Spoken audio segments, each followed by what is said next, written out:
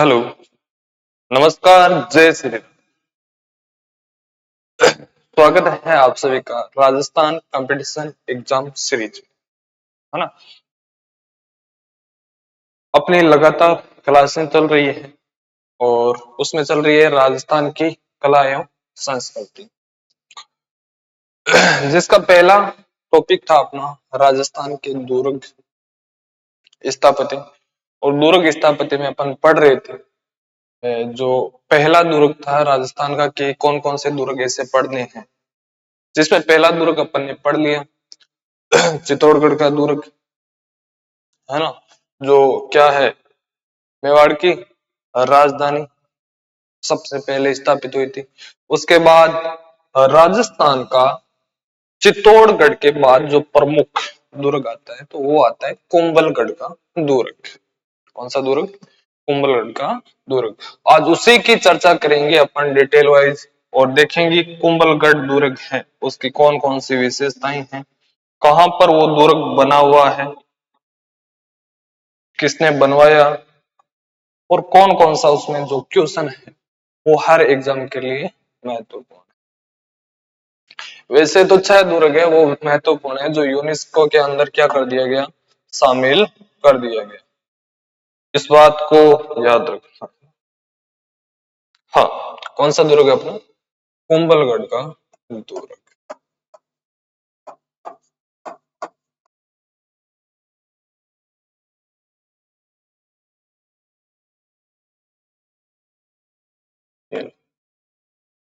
कुंभलगढ़ का दुर्ग,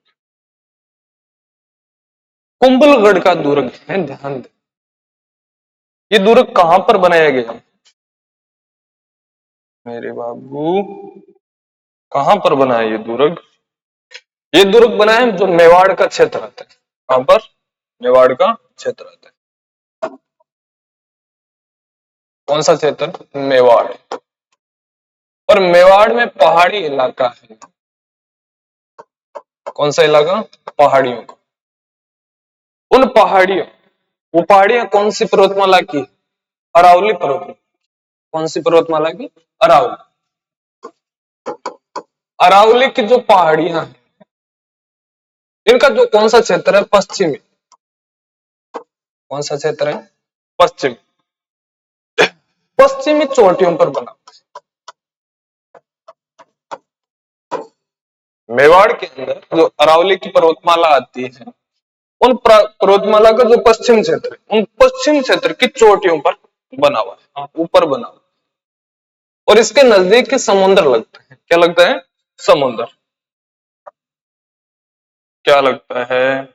समुद्र लगता है। और वो समुद्र जो समुद्र का तट है क्या है? समुद्र तट। ये मान लो समुद्र है यहां पर। इस समुद्र के तट से कितने मीटर ऊंचा? ये लगभग 1100 मीटर ऊंचा, यानी 3600 फुट। 3600 फीट कह सकते, 3600 फीट ऊंचा बना हुआ। कौन सा दुर्ग? कुंभलगढ़ का दुर्ग, है ना। हाँ,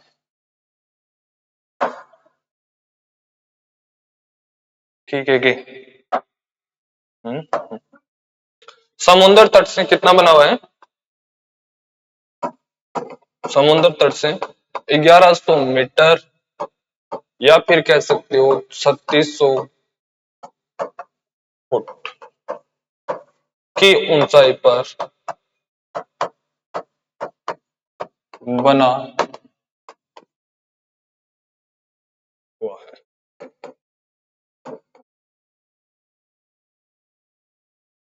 ठीक है, अब सुनो। अब 3600 फुट पर तो बना हुआ है, लेकिन इसका फायदा भी है, ऊंचाई का फायदा भी है कि असल में इतना ऊंचा क्यों बनाया? भाई पहाड़ों से नीचे भी बना सकते, बनाने को बना सकते थे, तो फिर 1100 फुट ऊंचाई पर बनाने का कारण यह था कि कोई भी राजा या शासक चित्तौड़गढ़ दुर्ग के अंदर कोई अपना शासन चला रहा है, वहां पर आक्रमण हो गया, किले की घेराबंदी हो गई। अब घेराबंदी होने के बाद वो राजा आराम करना चाहिए या कोई डिस्कस करना चाहिए, किसी भी मीटिंग रखना चाहिए, विश्राम करना चाहिए, सोना चाहिए। तो राजा भागकर कहाँ आता? कुंभलगढ़ के दुर्ग में। कहां पर आता? कुंभलगढ़ के दुर्ग।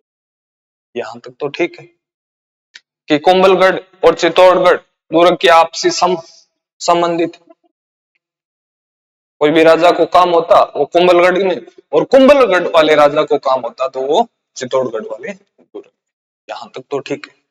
लेकिन ऊंचाई का कारण ये था कि वहां का जो एरिया है, वहां की जो पहाड़ियां हैं, उन पहाड़ियों पर चढ़ के देखें तो वहां से लगभग जो नजदीक का क्षेत्र है मेवाड़ का और अजमेर का, वो लगभग क्षेत्र कहा जाता है इस दुर्ग पर देख सकते हो, उनकी निगरानी रख सकते हो। यानी कुंभलगढ़ का दुर्ग है, उनका जो ऊपरी क्षेत्र है दुर्ग का, उस जो मीनारें बनी हुई है, उन मीनारों से अपन देखें तो लगभग अजमेर और कुंभलगढ़ का मेवाड़ का जो एरिया है वो अपन देख सकते हैं।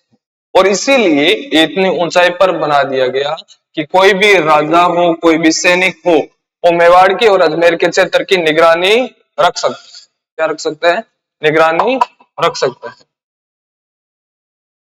बात क्लियर होगी? हाँ, ये बात आपको ध्यान में रखनी है। कहां पर ये है? कहां पर ये है? राजसमंद के अंदर। कहां पर है? राजसमंद के। रोड़ो क्यों करो थे?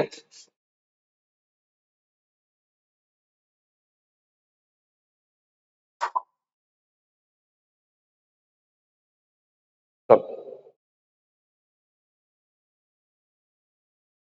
है ना? कहां पर है? राजसमंद। चलो कंटिन्यू।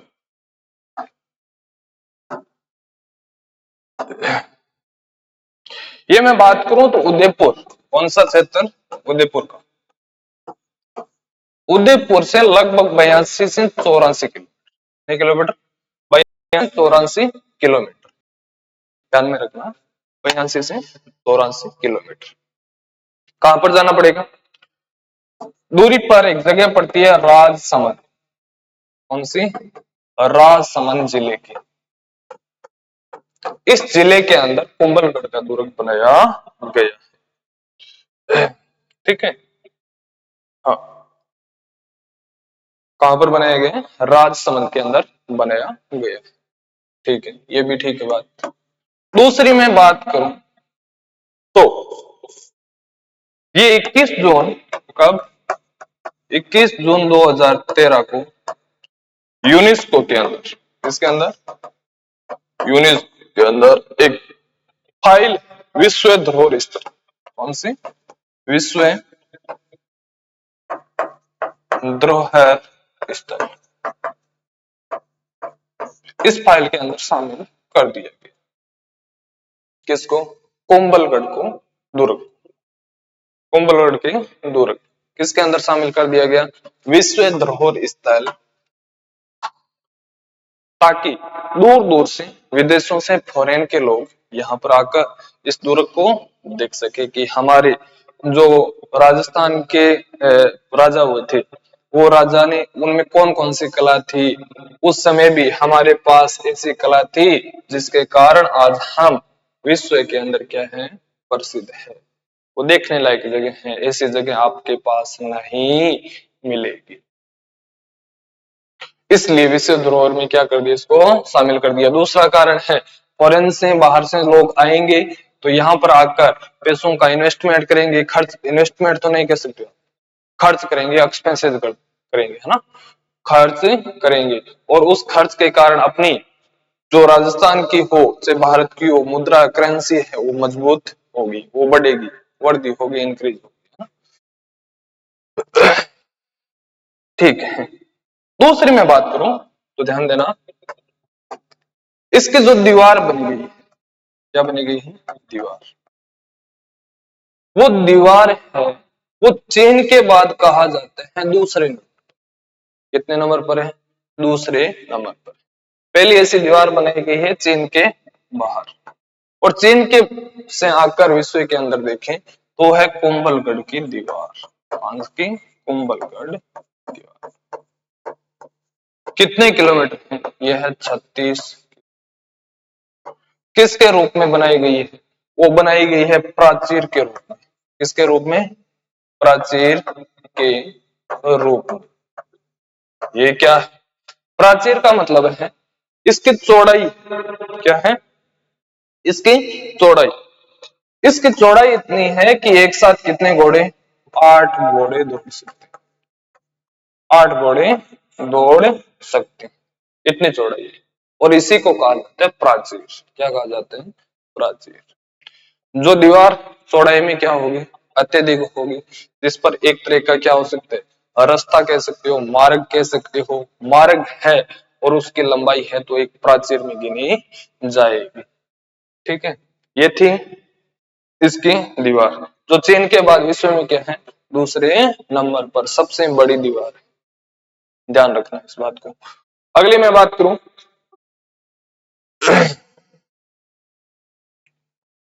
अच्छा, इस दीवार का एक नाम और है, वो नाम आपको ध्यान रखना, और वो नाम अक्सर पूछ लिया जाता है।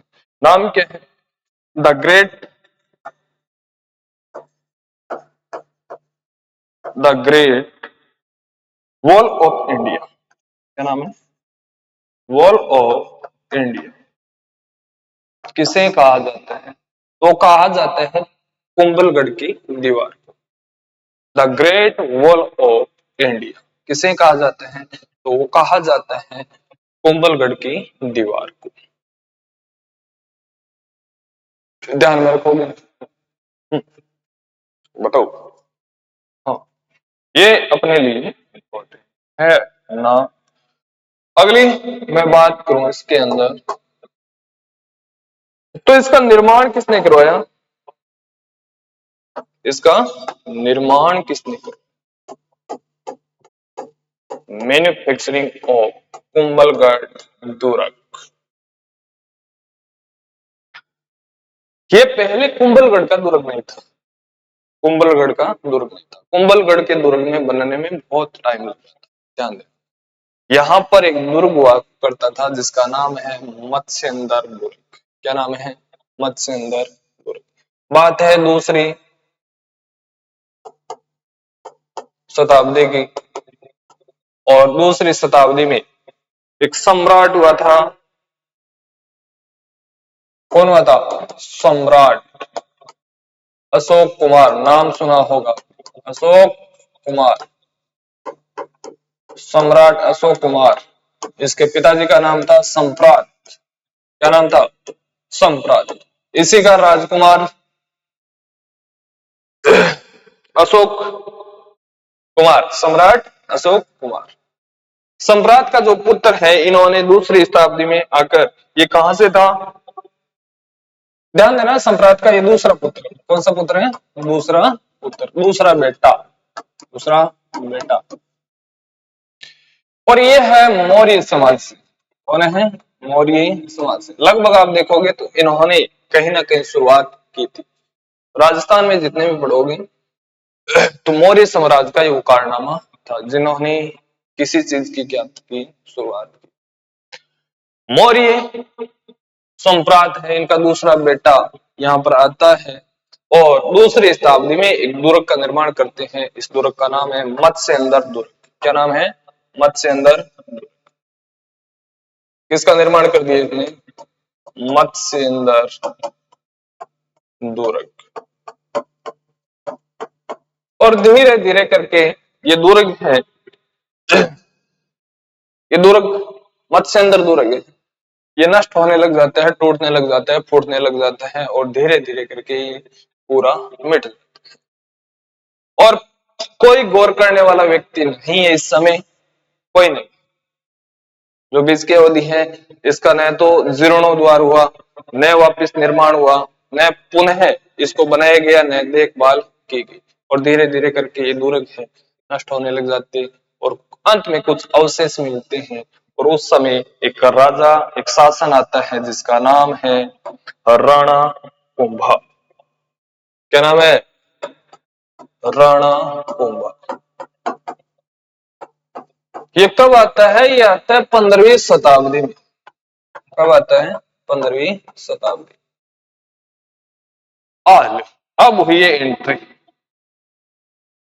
और कहा जाता है राणा कुंभा है वो मेवाड़ के महान शासक थे। मेवाड़ का कौन था? महान शासक था। कौन? राणा कुंभा। और राणा कुंभा यहाँ का शासक बनकर इसका जो नया निर्माण है वो निर्माण कराना आरंभ कर देता है। कब? 1443 ईस्वी में। कब करता है?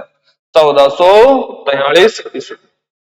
क्या कर देता है? इसका निर्माण कराना प्रारंभ कर देता है। नई मंजिल बनेगी, नया गढ़ बनेगा। शासन है वो राणा कुंभा। यहां से शुरू होती है 1443 से, और इसका निर्माण लगभग 15 वर्ष तक चलता है। कितने वर्ष तक? 15 वर्ष तक। और कब आकर खत्म होता है? 13 मई, ध्यान देना, 13 मई 1462 में इसके निर्माण की समाप्ति या पूर्ण रूप से निर्माण होता है। पूर्ण निर्माण।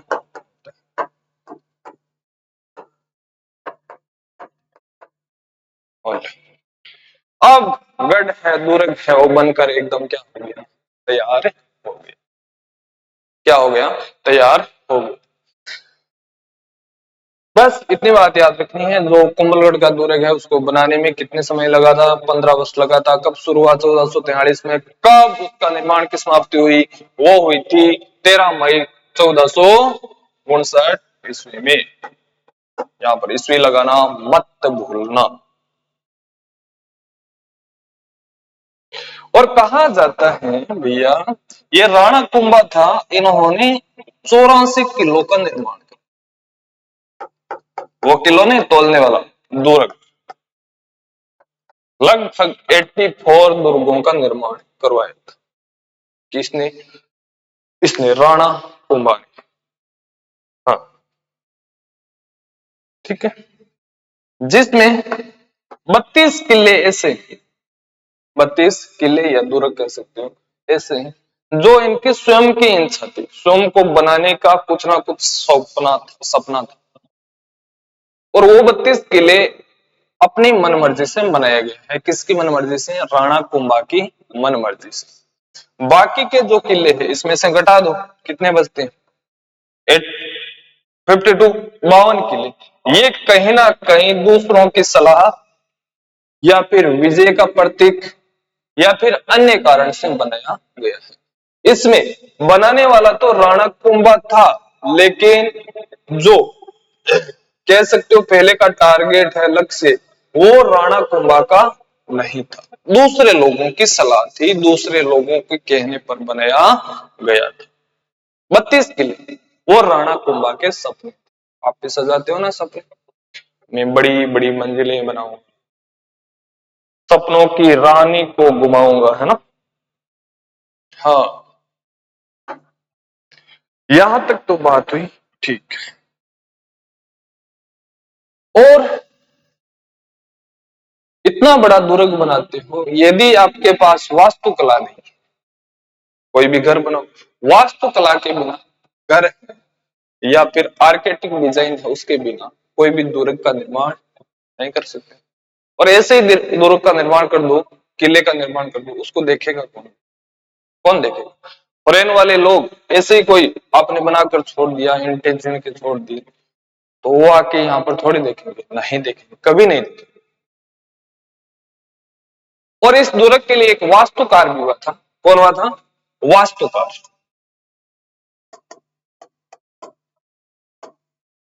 और वो वास्तुकार था मंडल।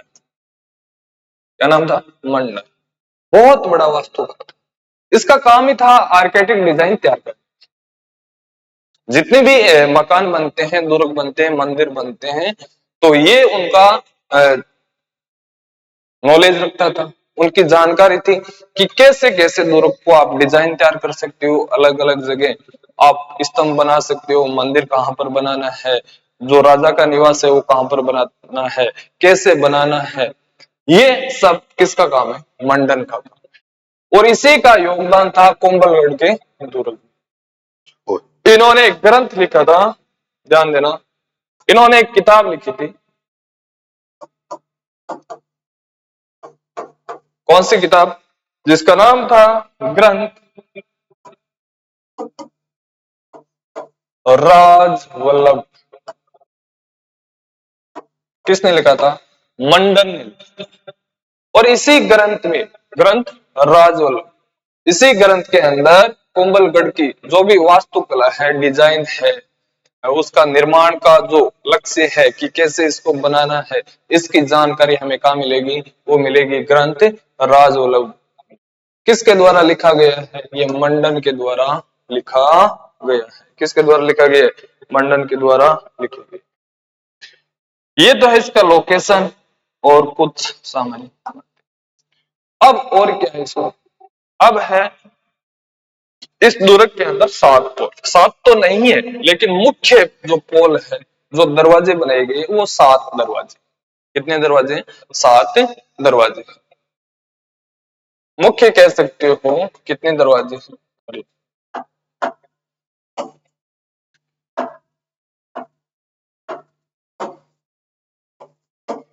मुख्य प्रवेश जिसको, मुख्य प्रवेश, वो कितने हैं? 7। 7 के अलावा भी केवल 7 ही नहीं है, ध्यान देना। लेकिन 7 दरवाजे हो मुख्य, कौन कौन से हैं? प्रवेश द्वार जिसको कह सकते हो, और इसी का नाम है पोल। क्या नाम है? पोल। इसी मुख्य प्रवेश को कहते हैं पोल, या फिर मुख्य दरवाजा होता है गढ़ का, मुख्य दरवाजा, इनका नाम है पोल। जहां से व्यक्ति है वो प्रवेश, दुर्ग के अंदर प्रवेश कर सकते हैं। दुर्ग के अंदर क्या कर सकते हैं? प्रवेश कर सकते हैं। ये 7 दरवाजे कुंभलगढ़ के दुर्ग में, ध्यान देना कौन कौन से हैं। ये पहला दुर्ग, पहला ये अपना आरेट पोल। कौन सा है? आरेट पोल। आरेट पोल। ये है दुर्ग का पहला प्रवेश द्वार। प्रवेश द्वार। दुर्ग का कौन सा द्वार है? प्रवेश द्वार। और ध्यान देना, जहां से क्या होती है? चढ़ाई शुरू होती है। क्या होती है? चढ़ाई शुरू होती है। और यह 1100 मीटर ऊंचा है। 1100 मीटर ऊंचा है, उस पर चढ़ना भी। चढ़ने के लिए जो मेन दरवाजा है, वो मेन दरवाजा कौन सा है? आरेट पोल। आरेट पोल। यहां से उस पहाड़ पर, उस किले पर जो चढ़ने का मार्ग है वो शुरू होता है। कौन सा दरवाजा है वो है आरेट दरवाजा, आरेट पोल। ठीक है। दूसरा जो दरवाजा है वो ध्यान देना कौन सा है? हल्ला पोल। हल्ला पोल।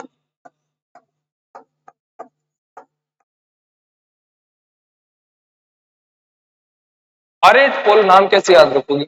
अब दुर्ग है वो अपने पास बुलाने के लिए कहता है आ सेठ आ, आ सेठ आ, आ सेठ आ रेट, आ सेठ आ रेट।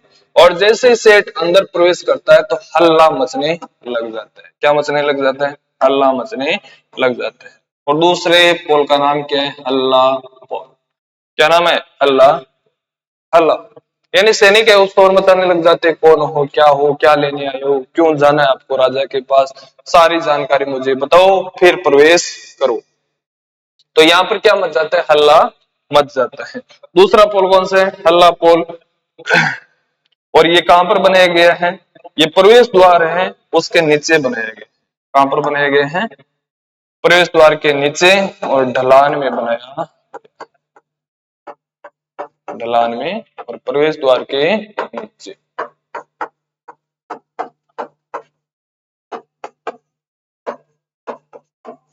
ठीक है। हाँ, इसके बाद बात आती है 3 नंबर दरवाजे की। वो कौन सा है? तो वो है हनुमान पोल। कौन सा पोल है? हनुमान। अब कोई भी प्रवेश करेगा, हल्ला जो मच्ची है वो शांत हो जाएगी, तो हनुमान जी के धोख लगाएगा और धोख लगाकर बोलेगा कि हमें आगे बढ़ने तो दे दिया। हनुमान पोल। हनुमान पोल ये क्यों बनाए गए हैं? ये एक द्विमंजिला द्वार है। कौन सा द्वार है? द्विमंजिला द्वार। द्विमंजिला द्वार। और कहा जाता है राणा कुंभा एक बार एक मूर्ति लेकर आया था। किसकी? हनुमान जी की। किसकी मूर्ति लेकर आया था? हनुमान जी की। और वो मूर्ति यहीं पर रखी गई है, जहां पर क्या रखी गई है? हनुमान जी की। और इसीलिए इसका नामकरण हो गया हनुमान पोल। क्या नाम हो गया? हनुमान पोल। 4 नंबर की मैं बात करूं तो है राम पोल। अब हनुमान जी किसके भक्त है? वो है राम जी के। तो अगला पोल कौन सा हो गया? राम पोल। कौन सा हो गया? राम पोल। ये है दुर्ग का, अरे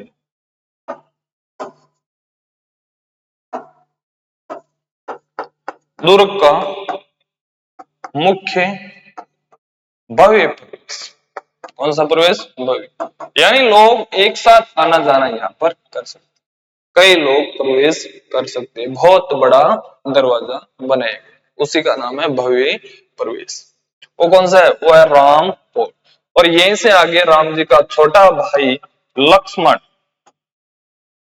उनके नाम पर एक दरवाजा, लक्ष्मण नहीं, राम जी ने रावण के पास जाकर क्या की? जीत। क्या हासिल की? जीत। और राम जी का कार्य सारने वाले कौन है? हनुमान। हनुमान ने किसके कार्य सारे? राम के। और राम जी किस रावण से क्या कर ली? विजय प्राप्त कर ली। और अगला जो आता है वो आता है विजय पोल। कौन सी आती है? विजय पोल। अगला दरवाजा कौन है? विजय पोल। ये कहां पर है? ये दुर्ग के पूर्व में स्थित है। कहां पर है? पूर्व में स्थित है। दुर्ग के कहां पर स्थित है? पूर्व में स्थित है। ठीक है। हाँ ठीक है। चलो अगला, अगली धोख लगाएंगे अपन भैरव जी महाराज के। और इसी पोल का नाम है भैरव पोल। क्या नाम है? भैरव पोल। ये कहां पर जाता है?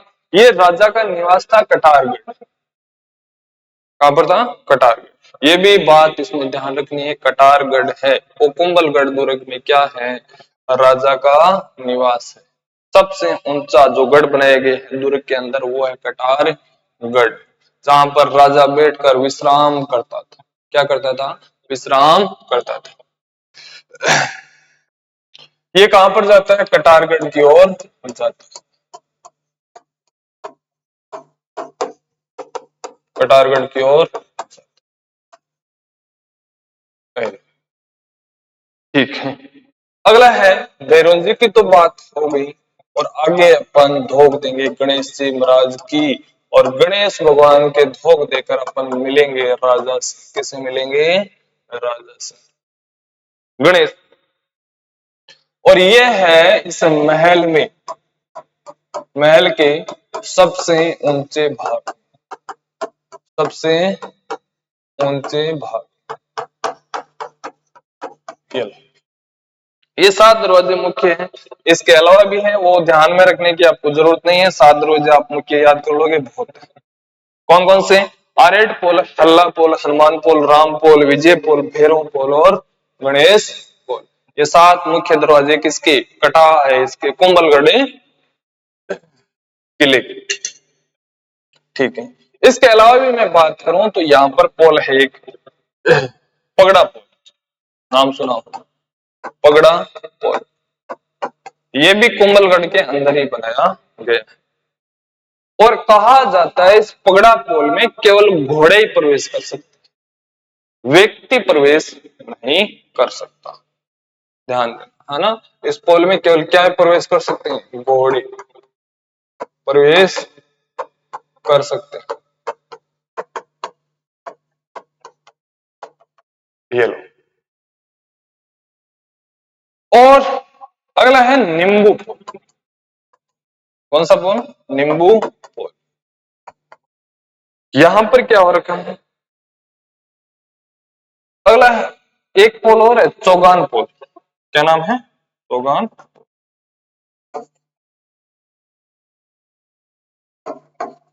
चौगान पोल। ये लगभग इतने पोल हैं मुख्य मेन। इनको आपको ध्यान में रखने किसके हैं? कुंभलगढ़ दुर्ग के पोल है। किसके? कुंभलगढ़ दुर्ग के पोल। मैं बात करूं धार्मिक की, यहां पर भाई राजस्थान का एरिया है, ऐसा तो हो ही नहीं सकता जहां पर पूजा पाठ नहीं होते। पूजा पाठ नहीं होते। तो यहाँ पर कहा जाता है धार्मिक स्थल के लिए 360 मंदिर बनाए। कितने मंदिर? 360 मंदिर बनाए गए। कुंभलगढ़ दुर्ग के अंदर 360 मंदिर बने। कितने मंदिर बने हुए हैं? 360 मंदिर बने। और इन 360 में से शर्त ये है कि 300 जो मंदिर है वो जैन मंदिर है। किसके मंदिर हैं? जैन मंदिर।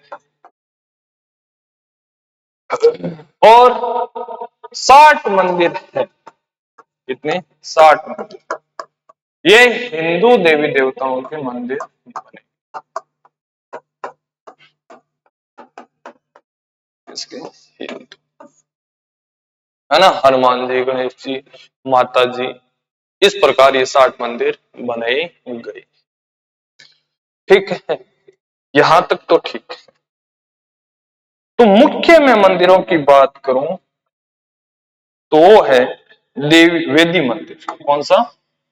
वेदी मंदिर। मुख्य में मंदिर की बात करूं तो वो है वेदी मंदिर। यहां पर क्या हुआ था? ध्यान देना, ये जो मंदिर है ये 8 कोणों से बना। कितने कोणों से? 8 कोणों से। और इसीलिए कहा जाता है अष्टकोणीय मंदिर। क्या कहा जाता है? अष्टकोणीय मंदिर। किसको कहा जाता है? वो कहा जाता है वेदी मंदिर। किसको? वेदी मंदिर। ये कब बनाया गया था? ये बनाया गया था 1459 में। कब बनाया था? 1453 ईस्वी में। कब बनाया गया था? 1453 ईस्वी। राणा कुंभा ने एक उत्सव मनाया था। राणा कुंभा ने, ये राणा कुंभा के द्वारा ही बनाए गए। ध्यान देना, एक उत्सव मनाया गया था। उत्सव के लिए ये मंदिर बने। अब राणा कुंभा को कोई भी उत्सव मनाना है तो आता था वेदी मंदिर में। यहाँ पर आकर किसी भी प्रकार का क्या मनाया जाता था? उत्सव मनाया जाता था। अष्टकोणीय मंदिर है। और मंदिर किसका है? जैन मंदिर है। किसका है? जैन। किसका मंदिर है? जैन मंदिर है। और दूसरी शर्त इसकी मंदिर की याद रखनी है तो ये 36 स्तंभों पर टिका हुआ है। कितने स्तंभों पर? 36 स्तंभों पर टिका।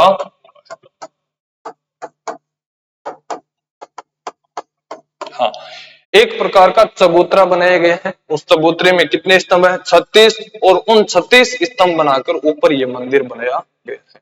किसका? जैन वेदी मंदिर है, अष्टकोणीय मंदिर है। ये मंदिर बनाया गया। कब बनाया गया? 1453 में। किसके द्वारा? राणा कुंभा के द्वारा। राणा कुंभा यहाँ पर आकर क्या मनाता था? उत्सव मनाता। कोई भी अच्छा प्रोग्राम है, पर्सन है, राणा कुंभा खुश है, तो उस दिन यहाँ पर आकर किसी न किसी प्रकार का क्या मनाते थे? उत्सव मनाते थे। या फिर कोई त्योहार है, कोई अलग प्रोग्राम है, उस प्रोग्राम के लिए यहाँ पर क्या मनाया जाता था? उत्सव मनाया जाता था। ठीक है। दूसरा दुर्ग में बात करूं तो है गणेश मंदिर। कौन सा? गणेश भगवान का मंदिर। ये इस दुर्ग का सबसे प्राचीन मंदिर। कौन सा है प्राचीन मंदिर? कौन सा? गणेश मंदिर। बस इतनी बात याद में रखनी है। अगला है पार्श्वनाथ मंदिर। कौन सा मंदिर? पार्श्वनाथ मंदिर। ये कब बनाया गया था? ये बनाया गया था 1513। कब बनाया था? 1513। ये बात आपको ध्यान में रखनी। बावन देवड़ी जैन मंदिर।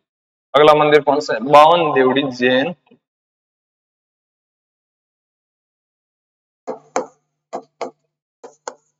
52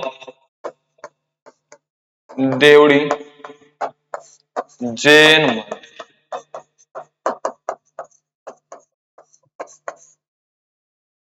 है ना? ये क्यों प्रसिद्ध है?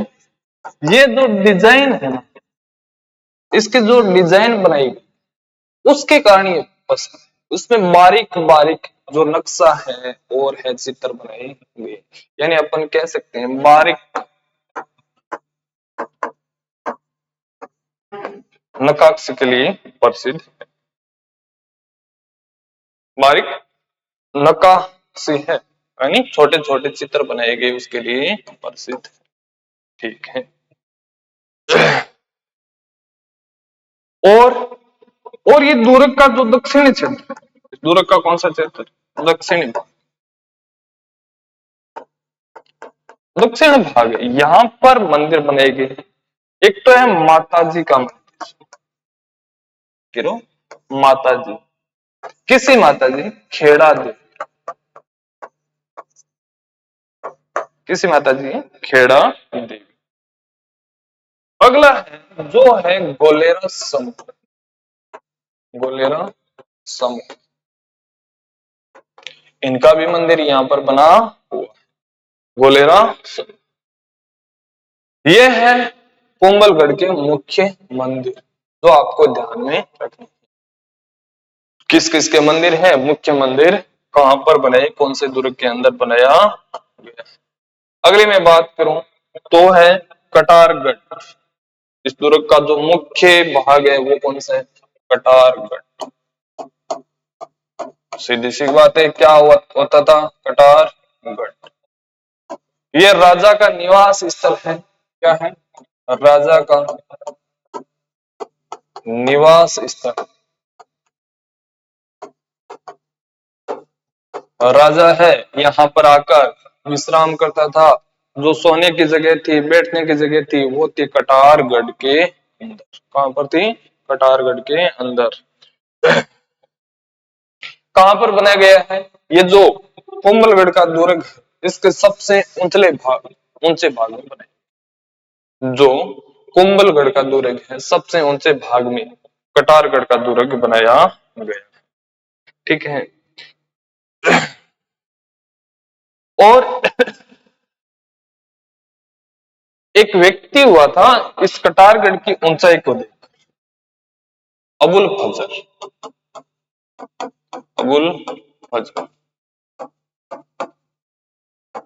इसने एक बात कही थी। इसने क्या कही थी? बात। इसने कहा था कि ये जो दुर्ग है, कौन सा? कटारगढ़, ये इतनी बुलंदी पर बना हुआ है कि यदि कोई नीचे से ऊपर झांक कर देखेगा तो उसकी पगड़ी है पैरों के अंदर गिर जाएगी। ये बात कुंभल इस कटारगढ़ दुर्ग को देख कर कही। इतनी ऊंचाई पर, आपको पता है 3600 फुट यानी लगभग 1100 मीटर ऊंचाई पर है, तो कोई ऊपर की ओर झांकेगा तो पगड़ी तो गिरेगी, है ना? उसमें पगड़ी का क्या दोष है? पगड़ी का उसमें क्या दोष है? इतनी ऊंचाई पर देखेगा कोई तो गिरेगी,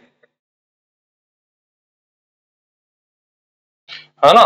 ये दुर्ग की ऊंचाई इतनी बुलंदी है कि कोई नीचे से ऊपर की ओर देखेगा तो उसकी पगड़ी सिर से गिर जाएगी। बात किसने कही? अबुल फजल ने कही थी। किसको देखकर? कटारगढ़ दुर्ग को देखकर। ये बात तो ठीक है। अब कुछ इसके अंदर महल बनाए गए हैं जिसका नाम है, एक महल का बादल महल। क्या नाम है? बादल। क्या नाम है? बादल। कहां पर बनाए गए हैं? ये बनाए गए कटारगढ़ का जो निवास स्थल है, कटारगढ़ का जो दुर्ग है उसके शीर्ष स्थल पर, शीर्ष स्थल पर। कहां पर बनाए गए? शीर्ष। और ध्यान देना, जो बादल महल है इस दुर्ग की सबसे ऊंची ऊंची इमारत भी है। सबसे ऊंची क्या है? इमारत। ये दुर्ग की क्या है? सबसे ऊंची इमारत। इमारत क्या होती है? ये महल मकान का नाम है, मंजिल। अच्छी जो मकान बनाए गए उसी का नाम इमारत है ना। दुर्ग की सबसे ऊंची क्या है? इमारत है। निर्माण निर्माण कराया था महाराणा फतेह सिंह ने। बादल महल का निर्माण किसने करवाया? महाराणा फतेह सिंह ने। कब? 19वीं शताब्दी। 19वीं शताब्दी। किसने? महाराणा फतेह सिंह,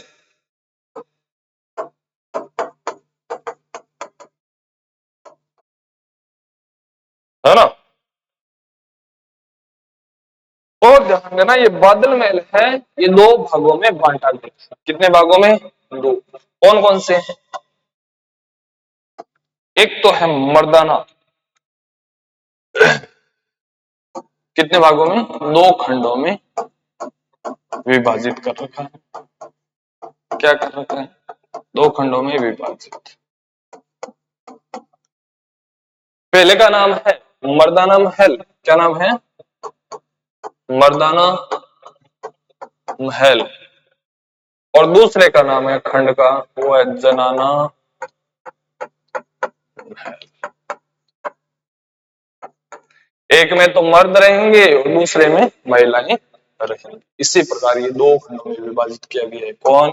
बादल महल, है ना। हाँ।